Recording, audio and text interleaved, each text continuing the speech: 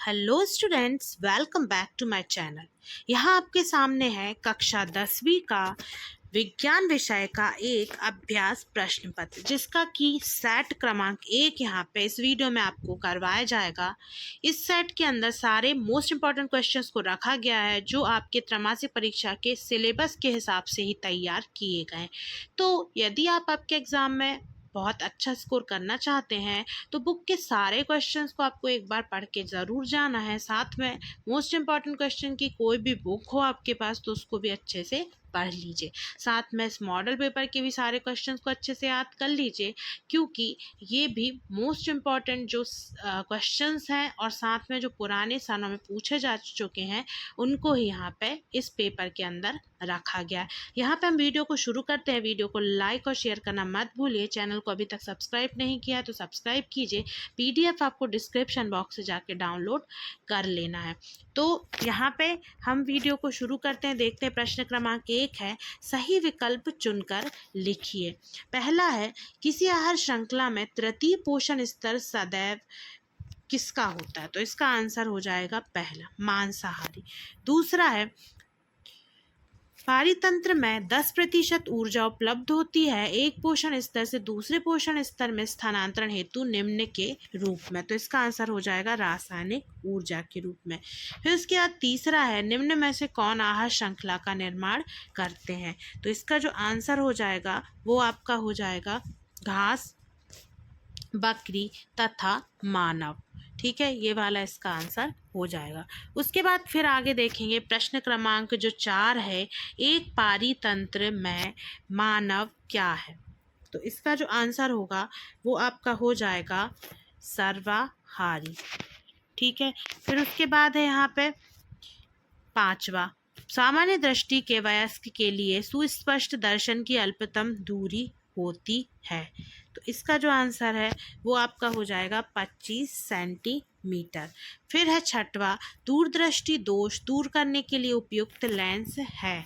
तो इसका आंसर हो जाएगा यहाँ पे उत्तल लेंस। अब उसके बाद आगे बढ़ेंगे, देखेंगे खाली स्थान भरिए। प्रिज्म द्वारा यहाँ पे दिया है खाली स्थान रंग की प्रकाश किरण का विचलन सर्वाधिक होता है। तो सर्वाधिक जो विचलन होता है वो होता है बैगनी रंग की किरण का। ठीक है, उसके बाद फिर दूसरा है, आकाश का नीला प्रकाश किसके कारण दिखाई देता है? प्रकाश का प्रकीर्णन इसका आंसर हो जाएगा। प्रकाश लिखा हुआ है का प्रकीर्णन आपको यहाँ पे लिखना है। ठीक है, फिर है तीसरा, श्वेत प्रकाश का रंगों में विभक्त होना क्या कहलाता है? तो ये कहलाता है तीसरा आपका वर्ण विक्षेपण। वर्ण विक्षेपण, वर्ण विक्षेपण कहलाती है ये घटना। उसके बाद चौथा है, खालिस्तान लेंस एवं खालिस्तान दर्पण में प्रतिबिंब सदैव छोटा व सीधा बनता है। तो अवतल लेंस, यहाँ पे लेंस की जगह पे हो जाएगा अवतल लेंस एवं उत्तल दर्पण, एवं उत्तल दर्पण में प्रतिबिंब सदैव छोटा और सीधा बनता है। उसके बाद फिर पांचवा है, वस्तुओं को हम खालिस्तान की उपस्थिति में देख पाते हैं। तो प्रकाश इसका उत्तर हो जाएगा। उसके बाद है फिर छठवा, ऊर्जा के स्रोत भोजन, ऊर्जा के स्रोत भोजन को बाहर से शरीर के अंदर ग्रहण करना क्या कहलाता है? ये कहलाता है पोषण। ठीक है, उसके बाद फिर आगे बढ़ेंगे, देखेंगे सही जोड़ी। तो सही जोड़ी में है, प्रबल अम्ल कौन सा है? इस तरीके से मैं कर दे रही हूँ ताकि आप इसको इजीली समझ पाए। तो जो प्रबल अम्ल है वो है यहाँ पे HCl। उसके बाद दूसरा है धातु। तो धातु कैसी होती है? सुचालक होती है। तीसरा है जाइलम। तो जाइलम में है जल परिवहन। फिर चौथा है मास्टर ग्रंथि। तो मास्टर ग्रंथि है पीयूष। फिर है मेंडल। तो मेंडल ने आनुवांशिकी का नियम दिया, सरल रेखीय पथ में प्रकाश किरण गमन करती है। उसके बाद फिर आगे बढ़ेंगे, देखेंगे सत्य असत्य लिखिए। सत्य असत्य में क्लोरोफ्लोरोकार्बन जो है वो ओजोन परत को क्षरण करती है। तो ये जो हो जाएगा वो हो जाएगा आपका सत्य। दूसरा है पृथ्वी की सतह से ऊपर वायु से घिरा क्षेत्र पर्यावरण कहलाता है, ये भी सत्य हो जाएगा। तीसरा है यहाँ पे उत्तल लेंस में सदैव वास्तविक प्रतिबिंब बनते हैं, तो ये गलत हो जाएगा। चौथा है अपवर्तनांक का कोई मात्रक नहीं होता, तो ये चौथा जो है वो सही हो जाएगा। पांचवा है सल्फ्यूरिक अम्ल का तनुकरण ऊष्माशोषी अभिक्रिया है, तो ये भी गलत हो जाएगा। फिर उसके बाद है CH3OH एक चार है, क्योंकि इसमें OH उपस्थित है, ये चार की जगह यहाँ क्षार हो जाएगा। ठीक है, ये क्या हो जाएगा, क्षार हो जाएगा, तो ये यहाँ पे गलत हो जाएगा क्योंकि ये क्षार नहीं अम्ल है। उसके बाद फिर प्रश्न क्रमांक 5 है, एक वाक्य में आपको उत्तर देना है। पहला है ऐसी अभिक्रिया का नाम लिखिए जिसमें अभिकारकों के बीच आयनों का आदान प्रदान होता है, तो उसका हो जाएगा आपका द्विविस्थापन अभिक्रिया। इसका आंसर क्या हो जाएगा, द्विविस्थापन अभिक्रिया। ठीक है, अभिक्रिया का नाम पूछा था तो हमने यहाँ पे बता दिया।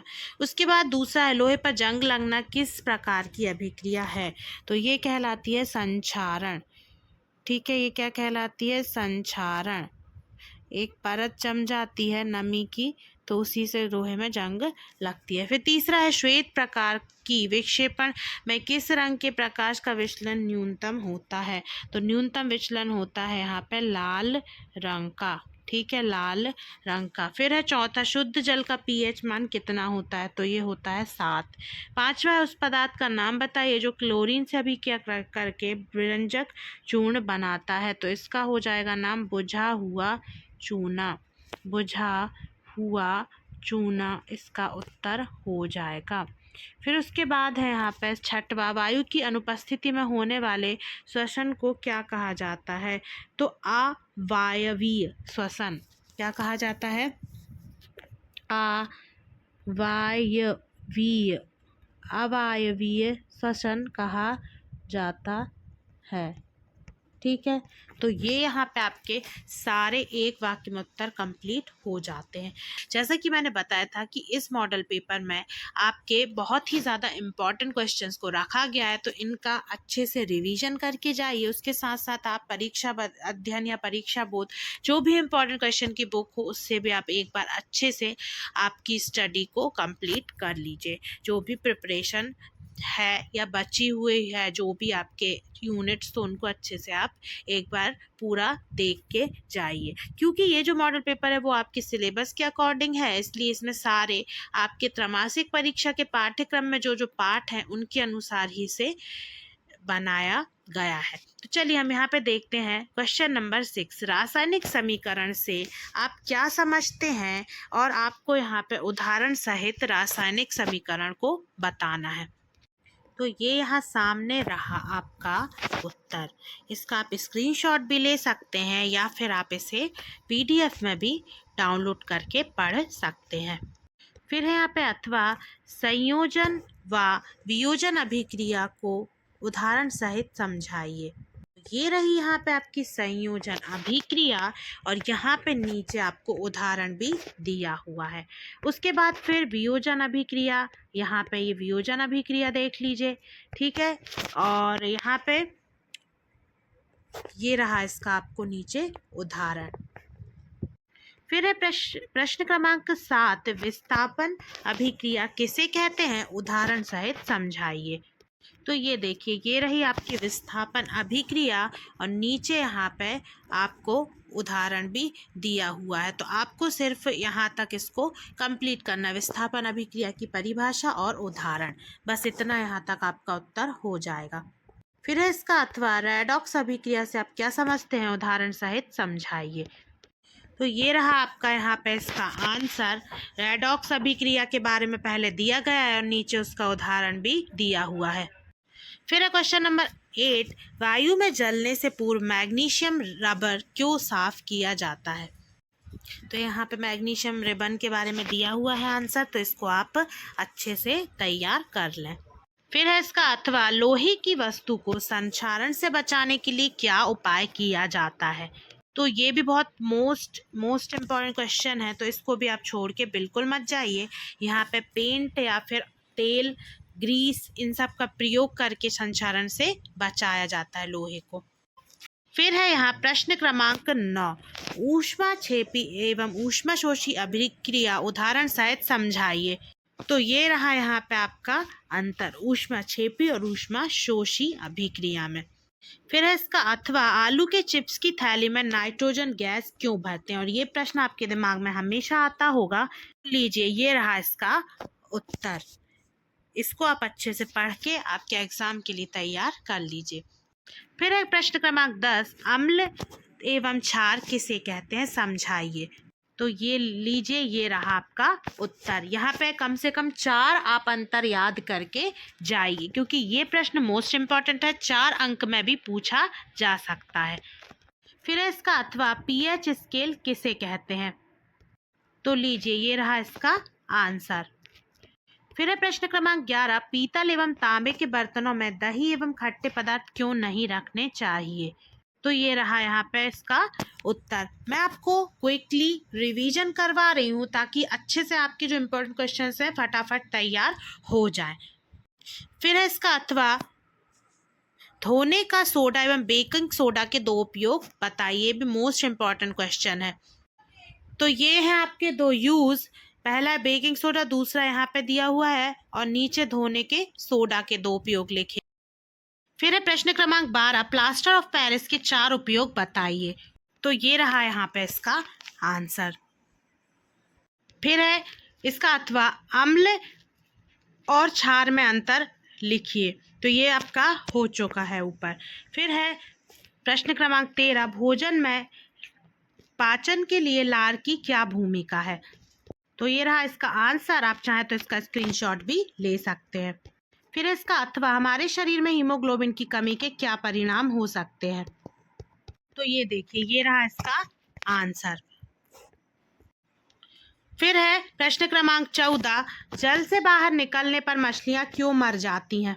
तो लीजिए, ये रहा इसका उत्तर। ठीक है। फिर है इसका अथवा प्रकाश संश्लेषण क्रिया विधि का समीकरण सहित वर्णन कीजिए। तो ये देखिए, यहाँ पे प्रकाश संश्लेषण का वर्णन भी किया गया है, साथ में इसका रासायनिक समीकरण भी दिया गया है। फिर है प्रश्न क्रमांक 15, मानव की आहार नाल का चित्र बनाकर नामांकित चित्र बनाइए। तो ये है यहाँ पे मानव का पाचन तंत्र, साथ में पाचन अंग भी दिए गए, आहार नाल। तो इसका अच्छे से आप सचित्र वर्णन इसको समझ लीजिए कि कहाँ पे कौन सा आपको पार्ट नामांकित करना है। इसका अथवा मानव उत्सर्जन तंत्र का स्वच्छ व नामांकित चित्र बनाइए। तो ये है मानव उत्सर्जन तंत्र, इसका भी आपको जो जो पार्ट जहाँ जहाँ पे नामांकित करना है उनको अच्छे से एक बार देख लीजिए। फिर है प्रश्न क्रमांक 16, मानव हृदय का स्वच्छ नामांकित चित्र बनाइए। ये देखिए, तो यहाँ पे थोड़ा सा आसान चित्र दिया हुआ है। ये आंतरिक संरचना है, और यहाँ पे आंतरिक संरचना आपकी इस तरीके से हृदय की बनेगी। फिर है धमनी और शिरा में आपको अंतर लिखना है। ये रहा यहाँ पे अंतर, आप इसका स्क्रीनशॉट ले सकते हैं। फिर है ऑक्सी और अनॉक्सी श्वसन में अंतर लिखिए।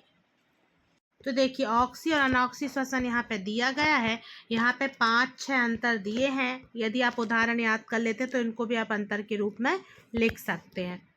आप इसका स्क्रीनशॉट ले लीजिए। फिर है जाइलम और फ्लोएम में 4 अंतर लिखिए। तो 17 का दोनों ही प्रश्न मोस्ट इम्पॉर्टेंट क्वेश्चन है। ये रहा आपका जाइलम और फ्लोएम में अंतर। फिर है प्रश्न क्रमांक 18, रक्त और लसिका में अंतर बताइए। तो ये देखिए, यहाँ पे दिया गया है रक्त और लसिका में अंतर। ये यहाँ पे 4 अंतर हैं, इनका स्क्रीनशॉट लेके आप इन्हें तैयार कर लीजिए। फिर है इसका अथवा गोलीय दर्पण किसे कहते हैं, इनके प्रकार कितने होते हैं। तो ये देखिए, यहाँ पे गोलीय दर्पण दिया हुआ है, इसके 3 यहाँ आपको 2 यहाँ पे प्रकार दिए हैं, अवतल और उत्तल। फिर है 19, लेंस की क्षमता से आप क्या समझते हैं, इसका मात्रक क्या है। तो ये देखिए, यहाँ पे लेंस की क्षमता दी हुई है और साथ में यहाँ इसका मात्रक भी लिखा गया है। डायोप्टर इसका मात्रक होता है। फिर यहाँ पे इसका अथवा हम देख लेंगे, आवर्धन किसे कहते हैं। तो इसी पेज पे यहाँ पे इसका आंसर मिल जाएगा, आवर्धन किसे कहा जाता है। फिर है यहाँ प्रश्न क्रमांक 20, 2 मीटर फोकस दूरी वाले अवतल लेंस की क्षमता ज्ञात कीजिए। तो देखिए ये यहाँ पे इसकी लेंस क्षमता 0.5 डायोप्टर आ जाएगी।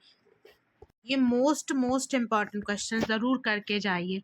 फिर है इसका अथवा, हम वाहनों में उत्तल दर्पण को पश्य दृश्य दर्पण के रूप में वरीयता क्यों देते हैं। मतलब कि उत्तल दर्पण में पीछे का दृश्य देखने के लिए इसका उपयोग क्यों किया जाता है। तो देखिए यहाँ पे रहा इसका उत्तर कि उत्तल दर्पण में छोटा और सीधा प्रतिबिंब बनता है, इसलिए पीछे आने वाले वाहनों को आसानी से देखा जा सकता है। फिर है यहाँ पे प्रश्न क्रमांक 21, गोली दर्पण की वक्रता, त्रिज्या और फोकस दूरी को परिभाषित कीजिए। तो ये देखिए ये रहा इसका आंसर। यहाँ पे आपको फोकस दूरी के बारे में दिया है। उसके बाद फिर है यहाँ पे, जब कोई प्रकाश की किरण सघन माध्यम से विरल माध्यम में प्रवेश करती है तब क्या होता है। तो ये देखिए ये रहा इसका उत्तर, ये अभिलंब से दूर हट जाती है। फिर है प्रश्न क्रमांक 22, अवतल, उत्तल और समतल दर्पण के उपयोग लिखिए। तो ये देखिए दाढ़ी या हजामत बनाने में काय का उपयोग किया जाता है। यहाँ पे अवतल दर्पण का। डॉक्टरों के द्वारा नाक, कान और गला इत्यादि का उपयोग की यहाँ पे इत्यादि की जांच करने के लिए। टॉर्च, सर्च लाइट और वाहनों के लैंपों में परावर्ती के रूप में। उसके अलावा समतल दर्पण का उपयोग घर में जो होता है वो दर्पण के रूप में देखने के लिए किया जाता है। और उत्तल दर्पण का वाहनों में जो पीछे के जो वाहनों में उपयोग किया जाता है पीछे का दृश्य देखने के लिए। फिर है अथवा प्रकाश के परावर्तन का नियम लिखना है। दूसरा है कुछ लेंस की फोकस दूरी ज्ञात, उस लेंस की फोकस दूरी ज्ञात करना जिसकी क्षमता 2 डायोप्टर है। यह किस प्रकार का लेंस है। ये हुआ प्रकाश का अपवर्तन का नियम। यहाँ पे आपको इसका चित्र भी बना देना, पूरे अच्छे से आप इसको समझा के लिखिए। फिर यहाँ पे लेंस की फोकस दूरी है जिसकी क्षमता -2.0 डायोप्टर है, तो इसकी -0.50 मीटर होगी फोकस दूरी। अब उसके बाद प्रश्न क्रमांक 23 है, विकृति गंधित को परिभाषित कीजिए। तो ये रहा यहाँ पे इसका उत्तर, इसका आप स्क्रीनशॉट ले लीजिए। फिर है इसका अथवा, क्लोर क्षार अभिक्रिया से आप क्या समझते हैं। और ये अंतिम प्रश्न है। तो ये देखिए ये रहा इसका उत्तर।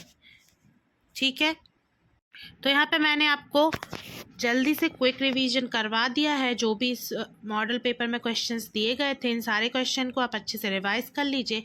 साथ में और भी क्वेश्चंस आप अपनी परीक्षा अध्ययन या फिर परीक्षा बोर्ड या क्वेश्चन बैंक से अच्छे से पढ़ के जाइए। तो मिलते हैं नेक्स्ट वीडियो में नेक्स्ट सेट के साथ। Thanks for watching this video.